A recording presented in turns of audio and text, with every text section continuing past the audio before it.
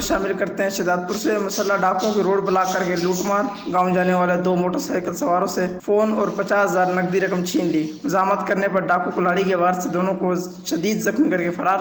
थाने से लेटर न मिलने पर SHO शिदातपुर के खिलाफ प्रेस क्लब के सामने धरना और नारेबाजी। तफसीलात के मुताबिक शिदातपुर के बरून रोड पर शहर से गाँव जाने वाले मोटरसाइकिल सवार अमीर अली खाशकली वल्द हयात खाशकली, वजीर अली खाशकली वल्द मसूद खाशकली व 4 मुसल्लह डाकुओं ने रोड ब्लॉक करके असले के जोर पर रोक लिया और मोबाइल फोन और 50,000 नकदी रकम छीन ली। डाकुओं ने लूट मार के दौरान मजामत करने पर कुल्हाड़ियों के वार करके दोनों को शदीद जख्मी कर दिया और फरार हो गए। दोनों जख्मी को फौरी तौर पर सिम्स अस्पताल शिदातपुर लाया गया, जहां डॉक्टर्स ने तिब्बी इमदाद के बाद हैदराबाद में मुंतकिल कर दिया। जहां विरसा का कहना था कि SHO शिदातपुर गुलाम बशीर जलबानी से रब्ता करके लेटर देने का कहा तो SHO ने लेटर देने से इनकार कर दिया, जिस पर खाशकली बिरादरी ताल्लुक रखने वाले मोहम्मद हयात खाशकली, पीर बख्श खाशकली और मल्लू पलहोड़ की क़यादत में दर्जनों अफराद ने प्रेस क्लब शिदातपुर के सामने स्टेज मुजाहरा किया। मुजाहिरीन ने SHO गुलाम बशीर जलबानी के खिलाफ सख्त नारेबाजी करते हुए साफियों को बताया कि SHO शिदातपुर डाकुओं के साथ मिला हुआ है और डाकुओं से लूट मार कराता है। ये डाकुओं का साथी है, हमें वो जानबूझकर लेटर नहीं दे रहा है। अगर जख्मियों को कुछ भी हुआ तो इसकी तमाम तर जिम्मेदारी SHO गुलाम बशीर जलबानी पर आयद होगी।